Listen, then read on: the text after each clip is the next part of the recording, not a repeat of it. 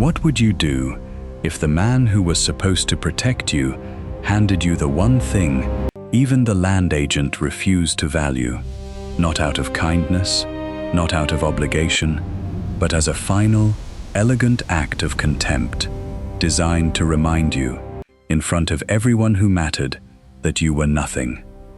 This was the fate of Clara Ashworth, 20 years old, penniless, and standing in a solicitor's office in the autumn of 1862, while a duke signed away a crumbling house on a hill as though he were discarding a broken boot. But the truth hiding in the cold, silent rooms of that place, sealed behind stone and patience, was a secret the duke's own family had lost a century ago, and it was worth more than every acre in his name. Settle in and let us travel back to the hills of the North Riding of Yorkshire, and to a story of quiet defiance and a fortune buried in plain sight. Stay close, and let us know in the comments where in the world you are watching from. The village of Arndale sat in a fold of the moors like a secret someone had half forgotten. Its houses were built of dark millstone grit, their roofs heavy with moss, their chimney pots leaning against the prevailing wind as though bracing for the next storm. It was a place that endured rather than flourished, and its people carried the same quality in their faces.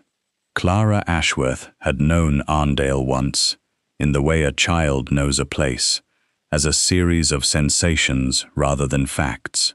The smell of peat smoke, the sound of her mother singing in a kitchen that always seemed warm, the feel of cold grass under bare feet in the long summer evenings when the light refused to leave the sky. But that was before the fever, before the parish, before the years of service in houses that were not her own, scrubbing floors and blacking grates for women who spoke of charity while paying in scraps.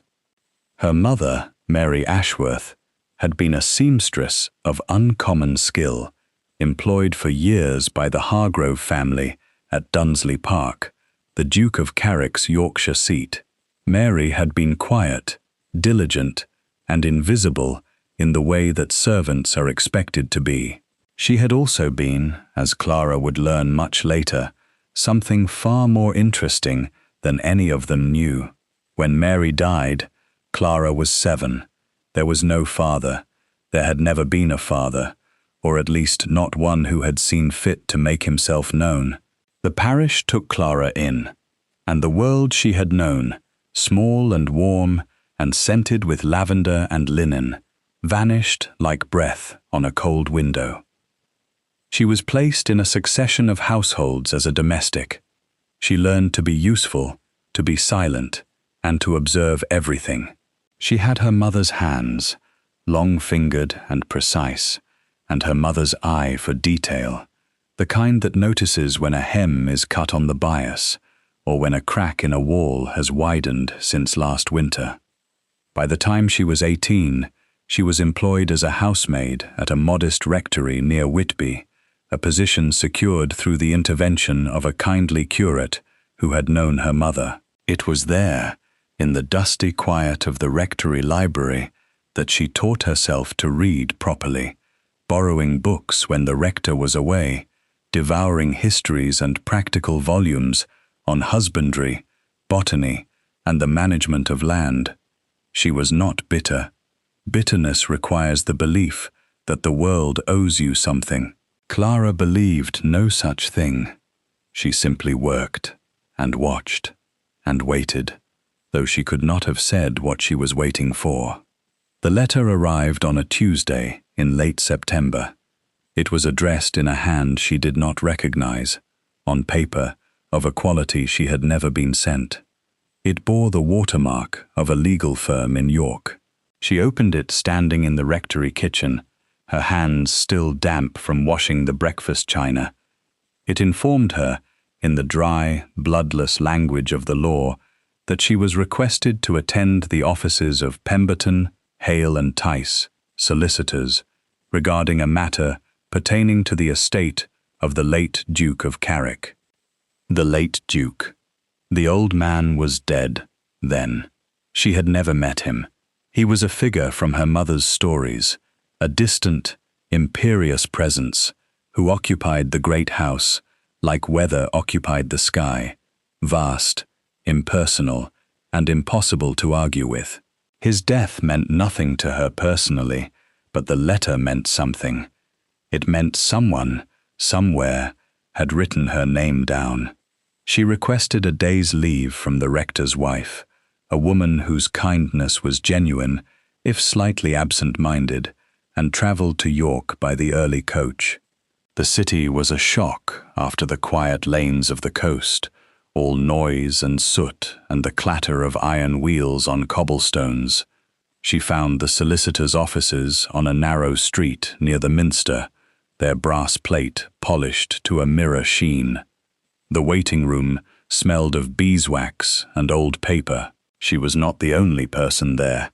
2 men sat on the opposite side of the room, and she knew them at once, not by name, but by type. They were the kind of men who wore their wealth like armour, their coats cut by London tailors, their boots polished by unseen hands. One was tall and thin, with a face like a closed ledger. The other was younger, perhaps 30, with the ruddy, well-fed look of a man who had never missed a meal or a hunt. They did not look at her. She was beneath notice, a girl in a mended grey dress, with no ornament and no companion. She sat with her hands folded in her lap and waited. The door to the inner office opened, and a clerk appeared. "Miss Ashworth, Mr. Pemberton will see you now, and Lord Hargrove, if you would also join us." The tall, thin man rose. So this was Lord Hargrove, the new Duke of Carrick, the old Duke's nephew and sole male heir. He glanced at Clara for the first time, a look of mild puzzlement crossing his narrow features, as though he were trying to place a servant whose face he vaguely recognized. The younger man remained seated. He was, Clara would later learn, the Duke's land agent, a man named Selwyn Price, whose primary talent was agreeing with his employer. Mr. Pemberton's office was panelled in dark oak and lit by a single tall window that looked out onto a courtyard. The solicitor himself was an elderly man with kind, tired eyes and a voice that had been worn smooth by decades of reading other people's fates aloud. He did not waste time. "I shall be brief," he said, settling his spectacles on the bridge of his nose. "The late Duke's will is extensive, but the matter that concerns both of you is a single clause, appended late in life and witnessed properly." Lord Hargrove crossed one long leg over the other. "Get on with it, Pemberton. I have the London train at 4. The solicitor inclined his head.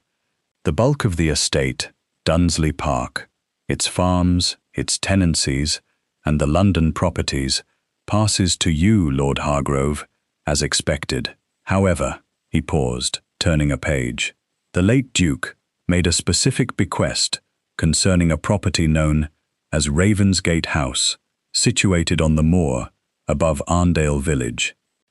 A flicker of something, irritation or recognition, passed across the Duke's face. Ravensgate, that ruin. Indeed, the property has been unoccupied for approximately 40 years. The late Duke's own land agent assessed its value at nil. The roof is partially collapsed, the access road is impassable in winter, and the land it sits on, some 3 acres of open moorland, is unsuitable for grazing or tillage. Lord Hargrove waved a hand. "I am aware. My uncle was sentimental about the place for reasons I never understood. What of it?" Mr. Pemberton cleared his throat. He looked at Clara. "To Miss Clara Ashworth," he read, his voice taking on the formal cadence of legal recitation, "daughter of the late Mary Ashworth, in recognition of her mother's long and faithful service, and in the hope that she may find in it what others have not, I bequeath the property known as Ravensgate House, its grounds, and all contents therein, in perpetuity." The silence that followed was not empty. It was full of the Duke's incredulity, the solicitor's careful neutrality, and Clara's own stunned, racing mind. Lord Hargrove turned to look at her, and this time his gaze was not one of puzzlement, but of sharp, undisguised contempt. "The seamstress's girl," he said. "It was not a question. My uncle left a ruin to a housemaid." He let out a short, barking laugh, a sound so like the ones Clara had read about in her scripts that she almost flinched with its familiarity. He turned to the solicitor. "Is this some manner of joke, Pemberton? The place isn't worth the paper the deed is printed on. The taxes alone would bankrupt her." "The taxes have been paid in advance for 5 years," Mr. Pemberton said quietly. "The late Duke saw to it." This seemed to irritate Lord Hargrove more than the bequest itself. 5 years of taxes on a pile of rubble. The old man's mind was clearly failing. "His mind was sharp to the end, my lord. I can attest to that personally." The Duke stood, adjusting his gloves with sharp, precise movements.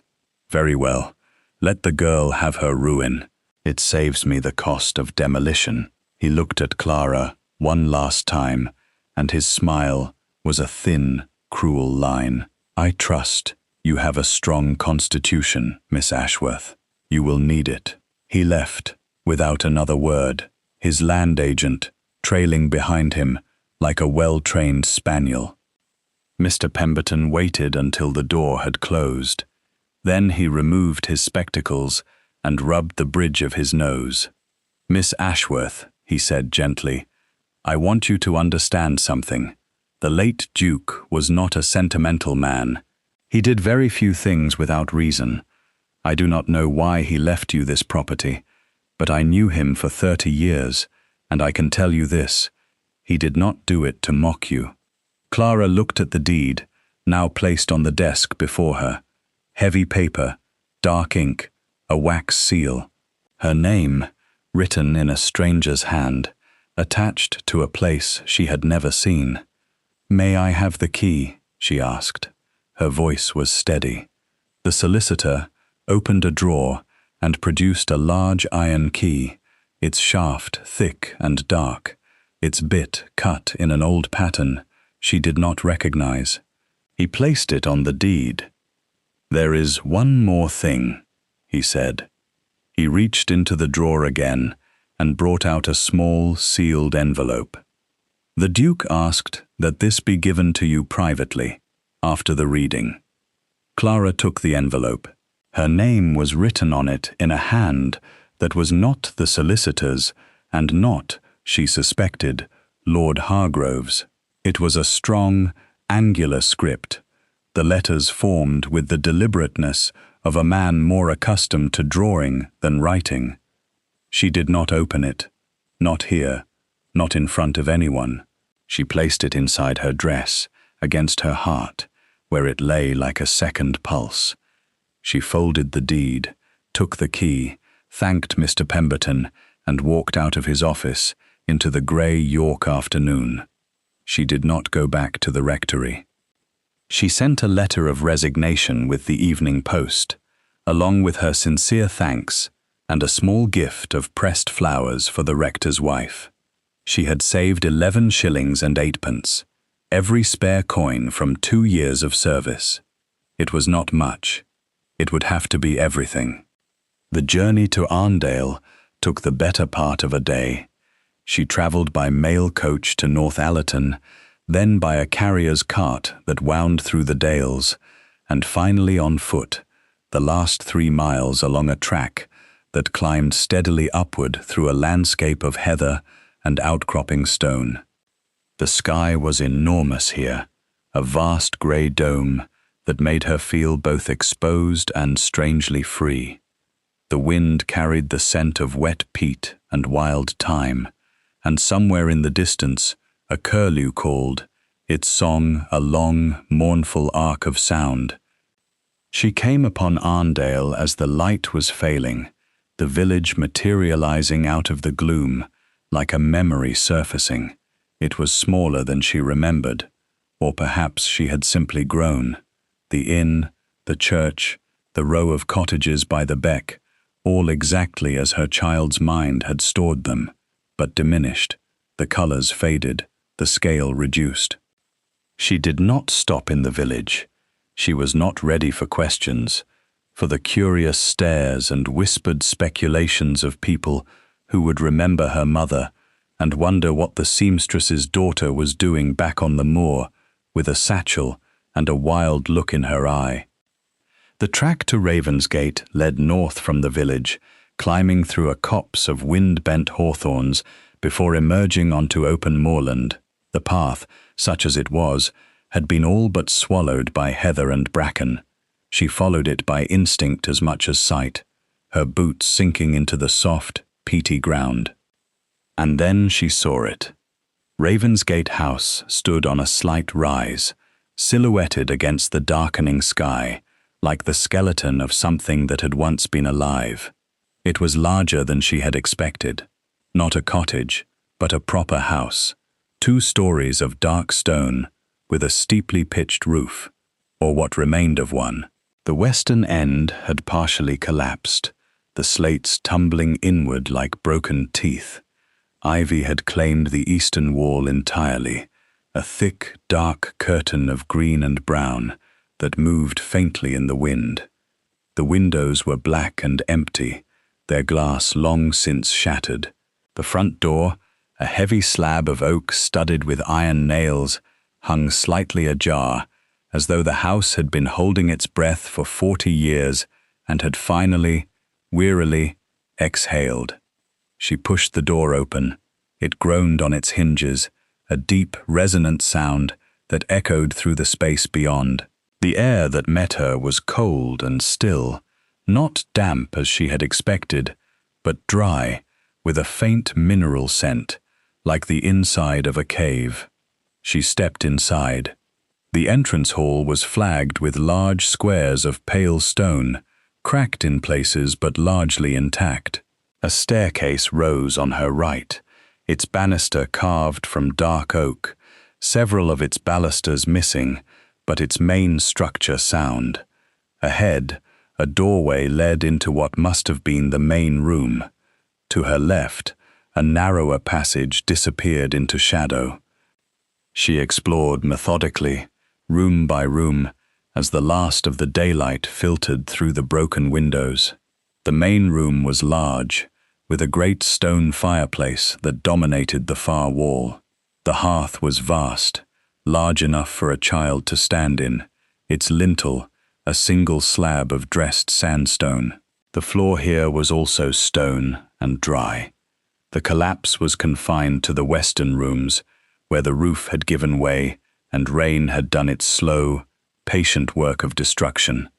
But the eastern half of the house, the hall, the main room, a small parlor, and 2 rooms above, were sound. The walls were thick, nearly 2 feet of solid grit stone, and where the roof held, the interior was remarkably well preserved. In the parlor, she found the remnants of furnishing: a wooden settle, its cushion long rotted away, a small table, warped but stable, and on the mantelpiece, so thick with dust it was almost invisible, a single object, a brass compass, its glass cracked, but its needle still trembling faintly toward north. She picked it up. It was heavy, well made, engraved on its back with initials she could not quite make out beneath the tarnish. She placed it in her pocket. It was too dark to do more. She gathered fallen branches from outside, broke them over her knee, and built a fire in the great hearth. The chimney drew well, a sign of good construction, and within the hour, the main room was filled with the flickering warmth of firelight and the sharp, clean scent of burning hawthorn. She sat on the stone floor, with her back against the wall, the fire casting long shadows across the room, and she opened the Duke's letter. The paper was heavy, cream-colored, the kind used for documents meant to last. The handwriting was the same angular script she had seen on the envelope. The ink was dark and the words were few. Miss Ashworth, your mother was the most remarkable woman I ever employed, and I say that, knowing it diminishes us both, for she was not merely an employee, she was the keeper of this house's memory. She understood Ravensgate in a way that no one in my family has for 3 generations. I could not leave it to my nephew. He would have pulled it down for the stone. I leave it to you because your mother once told me, with a certainty I found startling, that you would know what to do with it. I confess I do not know what she meant, but I trusted her judgment in all things, and I trust it now. Do not let Hargrove inside. Do not let his agents survey the land. The deed is yours, and it is incontestable. Pemberton will confirm this. There is a room in this house that has not been opened in over 100 years. Your mother knew of it. She never told me where it was, only that it existed, and that it was the reason Ravensgate mattered. Find it. Carrick. Clara read the letter twice. Then she folded it carefully and placed it back in her dress. A room that had not been opened in over 100 years. Her mother had known of it. A seamstress, a servant, a woman who was invisible to the world, had carried a secret about this house to her grave.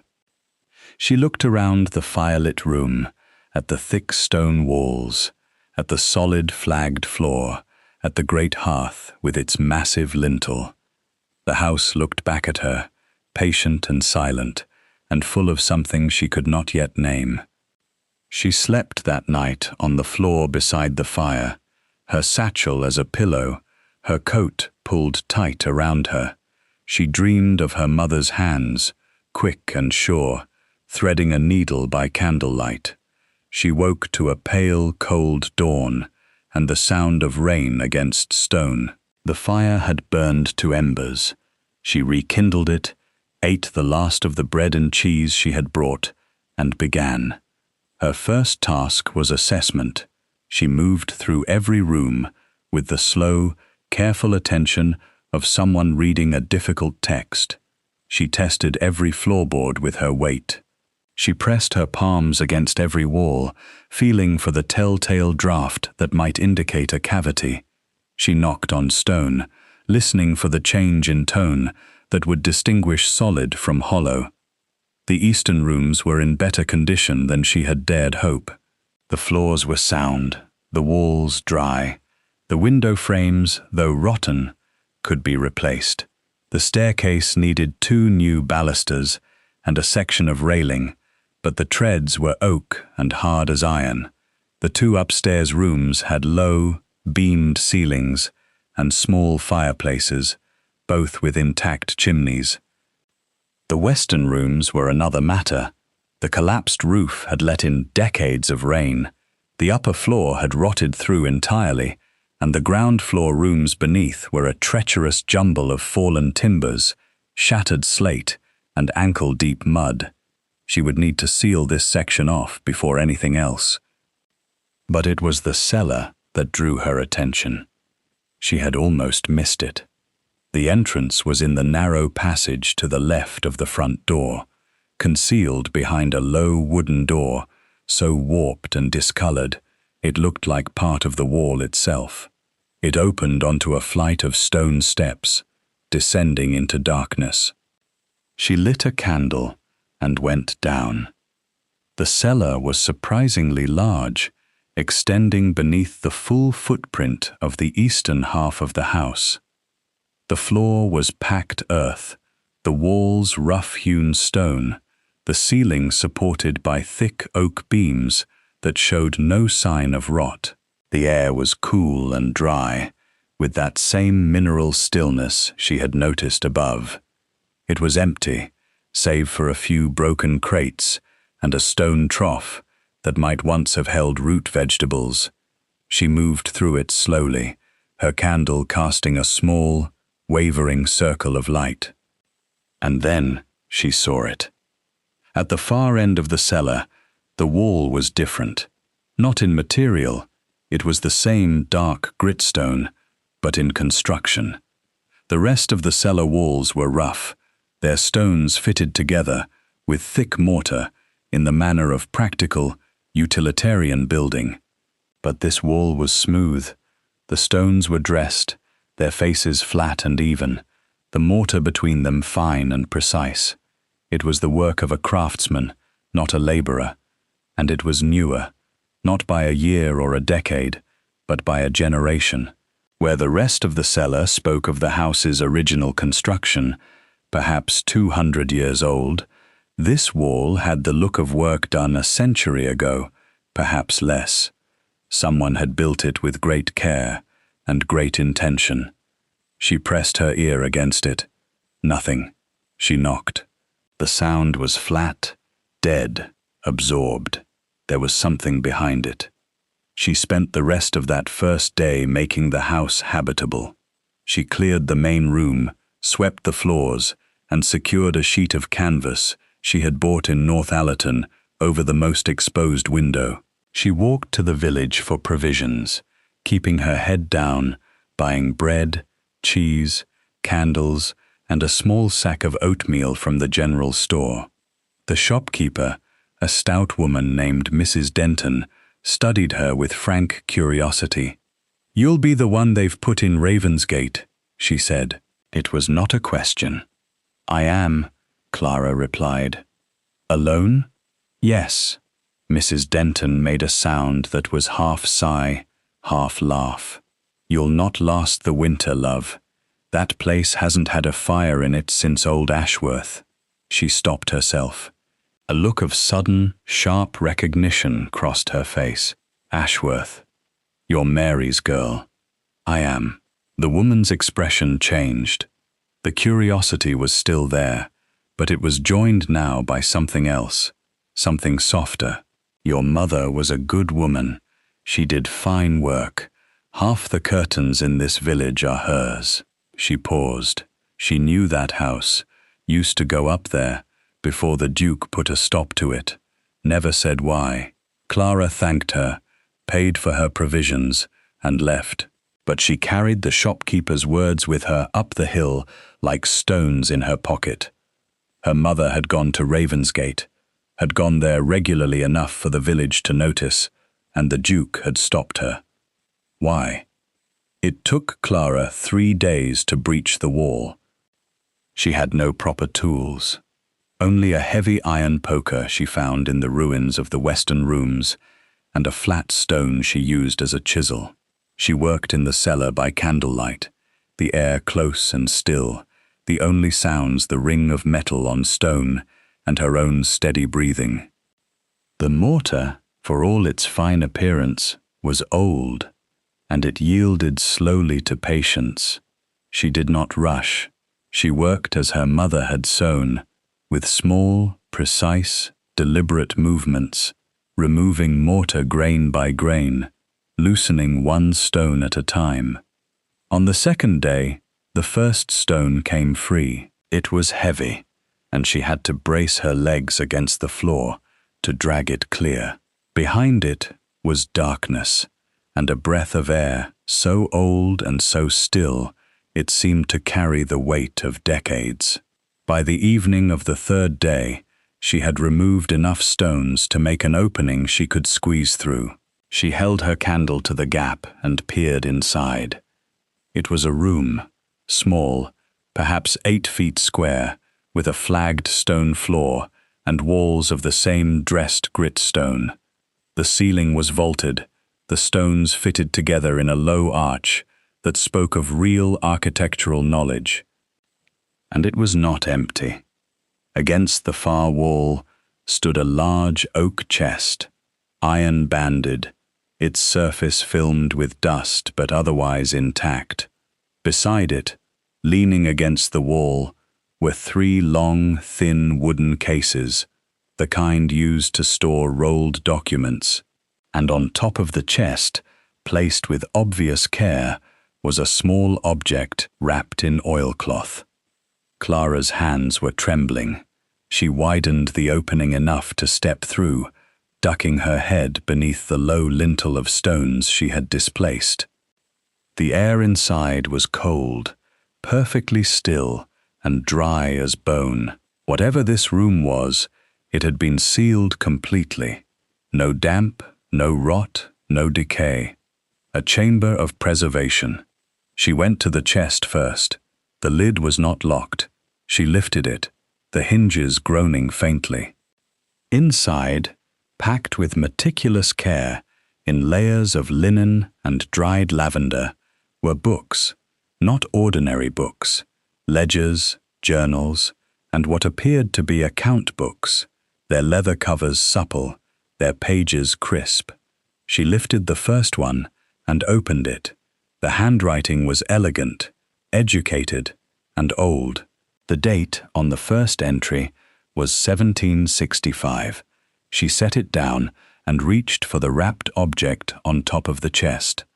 The oilcloth fell away in her hands, revealing a small wooden box, beautifully made, its lid inlaid with a pattern of dark and light wood, in a design she recognized at once. The compass rose. She opened it. Inside, on a bed of faded blue velvet, lay 2 things. The first was a heavy gold locket on a fine chain. She pressed the catch. It opened to reveal a miniature portrait, no bigger than a thumbnail, of a woman with dark hair and steady eyes. The face was not familiar, but the expression was. It was the look of someone who knew a secret and intended to keep it. The second was a folded letter. She carried it to the light of her candle and read, "To the one who finds this room, my name is Judith Ashworth. I write this in the year of our Lord, 1803, and I am the last of my line to live in this house. What is contained in this room is the true history of Ravensgate and the accounting of its worth. The ledgers will show what the Dukes of Carrick have never known, that this land, dismissed as worthless moorland, sits above one of the richest veins of jet in the North Riding. My grandfather discovered it in 1762, while digging a well. He was a wise man. He did not announce his discovery. He knew that the moment the Carrick estate learned of it, the land would be seized, for the mineral rights by ancient charter belonged to the manor. Instead, he recorded everything: the location of the seam, its depth, its extent, and the careful, small-scale extractions he made over 30 years, selling the jet through agents in Whitby who never knew its origin.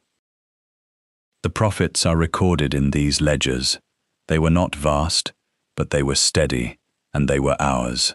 3 generations of Ashworths have lived modestly in this house, on land the Carricks considered beneath their notice, while sitting above a fortune they never suspected. I have no children. The vein is far from exhausted. I seal this room now because I am old, and the world is changing. The new Duke is a hard man who would strip this moor bare if he knew what lay beneath it. I pray that whoever opens this room will be an Ashworth, or will have an Ashworth's heart. The 3 cases contain the geological surveys my grandfather drew. They are precise and complete. The chest holds the ledgers, the extraction records, and, in the bottom, beneath the linen, a sum of 40 gold guineas, which I leave as a foundation. Guard this place. It is not merely a house. It is a treasury, and the moor is its vault. Judith Ashworth. Clara set the letter down. Her hands had stopped trembling. In their place was a stillness so profound, it felt like the room itself had entered her. Judith Ashworth. An Ashworth. Not a servant's name borrowed by coincidence, but a lineage. Her mother had not merely worked at Ravensgate. Her mother had come from Ravensgate. This house was not the Duke's charitable cast-off. It was her birthright. She reached into the bottom of the chest, beneath the layers of linen and the dry, ghostly scent of lavender. Her fingers found the canvas bags. She drew them out. There were 4, each heavy and clinking. She opened one and poured the contents into her palm. Gold, old gold, the guineas worn smooth with age but unmistakable in their weight and warmth. She counted them, 40, exactly as the letter promised. She sat on the cold stone floor of the hidden room, the candle guttering beside her, and for a long time she did not move. Her mother had known all of it, the room, the jet, the history, and had told no one except, perhaps, the old Duke, and even him, only in part. She had kept the secret, as Judith Ashworth had kept it, and her grandmother before her. A chain of quiet, capable women, guarding a fortune that the powerful men who owned the land above had never thought to look for.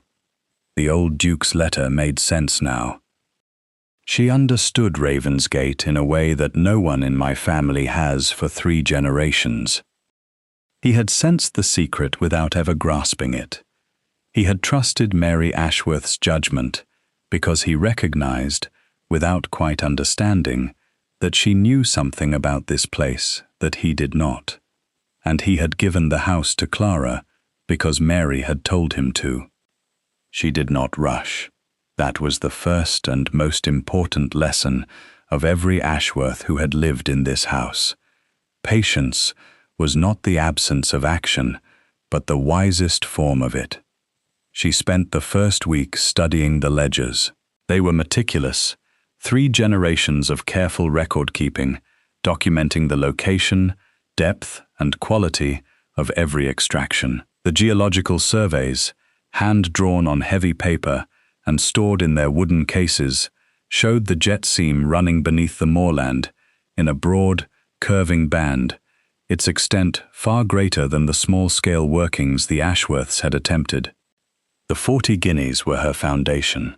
She spent them with the deliberateness of a woman building a wall, each coin placed with purpose. Her first purchase was materials for the roof. She found a carpenter in Arndale, a man named Tate, whose father had known the house. He was reluctant at first, not because of the work, but because of the place's reputation. "Folk say it's cursed," he said, not meeting her eyes. "Naught but bad luck on that hill." "Folk say a great many things," Clara replied. "The roof needs slates and the timbers are sound. Can you do the work or not?" He could, he did, and when he saw the quality of the original construction, the thickness of the walls, the precision of the stonework, his reluctance turned to a craftsman's respect. "Whoever built this knew what they were about," he said, running a hand along a beam. "This is better work than half the houses in the Dale." Word spread, as it does in small places, not through announcement, but through accumulation. The carpenter told the blacksmith told the innkeeper told everyone. The girl in Ravensgate was not camping in a ruin, she was rebuilding it, and she was doing it with a competence that made people stop and watch. Mrs. Denton began leaving a jug of fresh milk on the gatepost each morning. The curate, a young man with more enthusiasm than experience, offered to help clear the garden and discovered, to his astonishment, that Clara could identify every plant growing wild in it, which were weeds and which were the remnants of a medicinal herb garden so old its layout followed a medieval pattern. "My mother taught me," Clara said simply, when he asked. And that was true, as far as it went. She did not tell anyone about the hidden room. She did not tell anyone about the jet. She resealed the wall in the cellar, replacing each stone with the same care with which she had removed them. The secret would keep, as it had kept for 100 years. She was not ready. Not yet. What she did, quietly and methodically, over the following months, was teach herself geology. She ordered books from a dealer in York, paying with careful shillings. She studied the surveys left by Judith Ashworth's grandfather, cross-referencing them with published accounts of jet mining in the Whitby area. She walked the moor above the house in all weathers, reading the land as her ancestors had read it, noting the outcrops, the drainage patterns, the subtle shifts in vegetation that indicated changes in the rock below. By spring, she knew 3 things. First, the jet seam was real, extensive, and of exceptional quality. The small samples she extracted from a shallow test, bore she had dug herself, working at night by lantern light and filling the hole each morning, were as fine as any Whitby jet she had seen in the shops. Second, the mineral rights, contrary to what Judith Ashworth had feared, did not belong to the Carrick estate. Clara had spent a long afternoon in the York Records Office, tracing the legal history of the Ravensgate parcel, and had discovered that it had been carved out of the manor lands in 1745 as part of a debt settlement, and the deed of severance, filed and forgotten, explicitly included all mineral rights. The old Duke, or his solicitor, had either known this and not cared, or had never bothered to check. The land was worthless to them. Why would anyone look at the fine print of a worthless deed? Third, Lord Hargrove, the new Duke, was in financial difficulty. The estate was leveraged. The London properties were mortgaged. The farms were underperforming. He was, Clara learned from careful inquiries and the York newspapers, a man who spent freely and managed poorly. He had called the estate worthless. He had laughed at her inheritance. He had not the faintest idea what he had given away. She did not gloat. Gloating was a waste of energy better spent on planning. She wrote to Mr. Pemberton, the solicitor, and asked him to recommend a reputable mining surveyor. She wrote to a jet dealer in Whitby, whose name appeared in the old ledgers, a firm that had been buying Ashworth jet for 3 generations without ever knowing its source. She wrote to a banker in York, and then she waited, because waiting was what Ashworths did best. The surveyor arrived in May, a Scotsman named McAllister, with mud on his boots and a gleam in his eye that sharpened considerably when he saw Clara's samples. "Where did you get these?" he asked, turning a piece of raw jet in his fingers, holding it up to the light. "From my land," Clara said. He spent 3 days on the moor. When he returned, his report was a single page, but its contents were explosive. The seam was extensive, accessible, and of the highest commercial grade. A properly managed extraction operation, small-scale and careful, could yield a steady and substantial income for decades. Clara read the report, thanked him, paid his fee, and locked it in the oak chest in the hidden room, alongside the old ledgers and the gold guineas. The banker in York was more cautious, but when she presented the deed with its mineral rights clause, the surveyor's report, and a business plan she had written herself, in the careful, precise hand her mother had taught her, he agreed to extend a modest line of credit. "You understand, Miss Ashworth," he said, peering at her over his desk, "that this is most irregular. A woman, alone, proposing to operate a mine." "I am not proposing to operate a mine," Clara said. "I am proposing to manage a resource. There is a difference." The extraction began that summer, quietly and on a small scale, exactly as her ancestors had done it. She hired 2 men from the village, steady workers, who asked few questions and were grateful for the wage. The jet was brought out in small quantities, cleaned and graded in the cellar of Ravensgate and sent by cart to Whitby, where the dealer, a man named Calder, whose grandfather had done business with the first Ashworth, received it with professional calm and personal astonishment. "This quality," he said, turning a polished piece in the light of his workshop, "I have not seen its equal in 30 years. Where on earth does it come from?" "From the moor," Clara said. "That is all you need to know." The money came, not in a flood, but in a steady, reliable stream, like water from a clean well. Clara spent it, as her ancestors had spent it, carefully, purposefully, and without ostentation. The roof was completed, the windows were replaced, the garden was restored, a small stable was built, a proper road was laid to the village, and Ravensgate House, the worthless ruin on the hill, began to breathe again. It was autumn again, a full year since the solicitor's office, when Lord Hargrove's carriage appeared on the new road. Clara saw it from the upstairs window, where she was hanging new curtains she had sewn herself, in a pattern her mother had taught her. She set down her needle and went to the door. The Duke descended from his carriage with the careful elegance of a man who is aware of being watched. His land agent, Selwyn Price, followed. They stood in the yard, looking at the house, and Clara watched the expressions cross their faces like weather across the moor. The house was transformed. The roof was whole, the stone cleaned of decades of grime, the windows bright with new glass. Smoke rose from the chimney.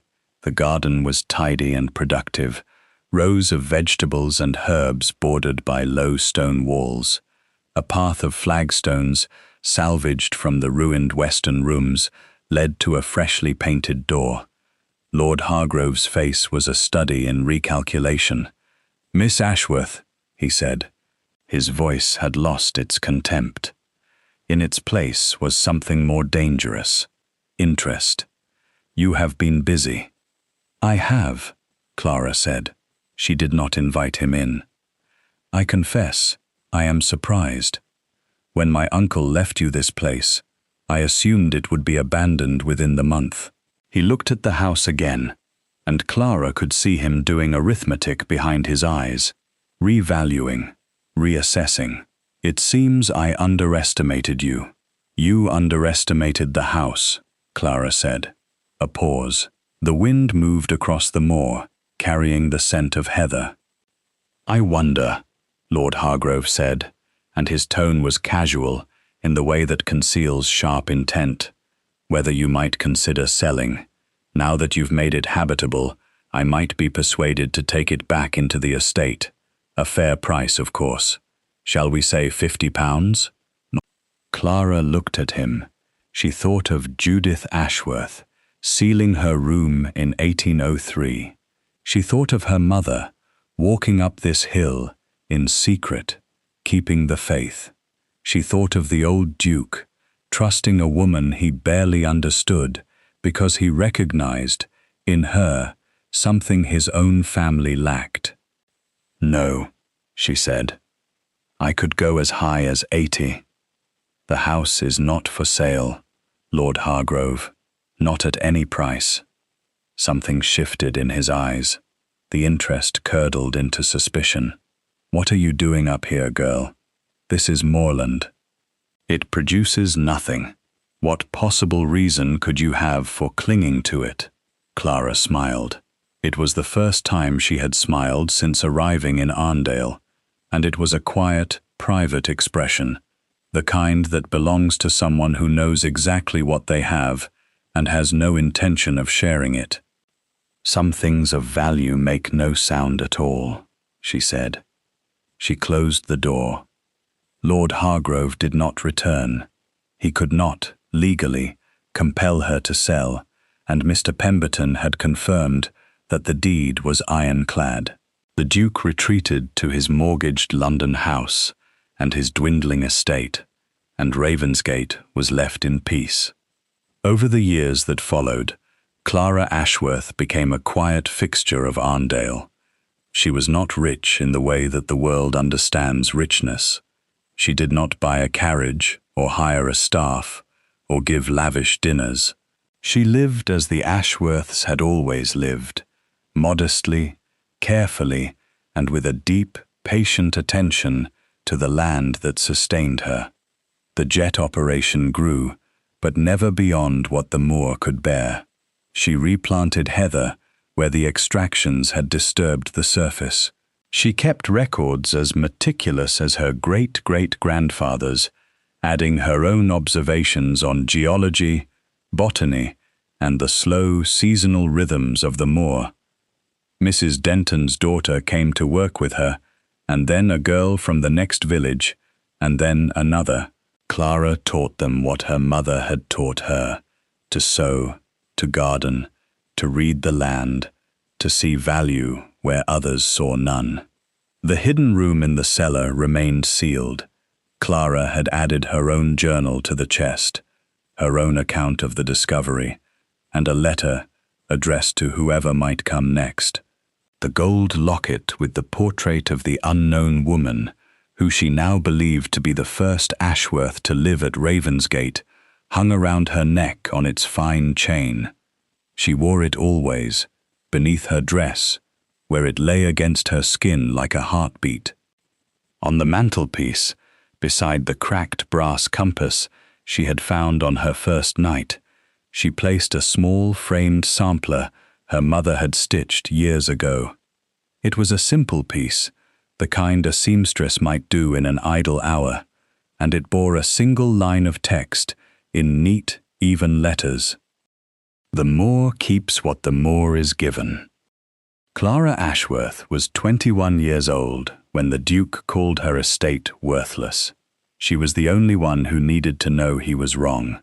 What is the thing in your life that the world has dismissed, that you alone can see the worth of? We would love to hear your story. Share it in the comments below, and if this tale of quiet courage and hidden value spoke to you, please consider sharing it with someone who might need to hear it. Until next time, take care.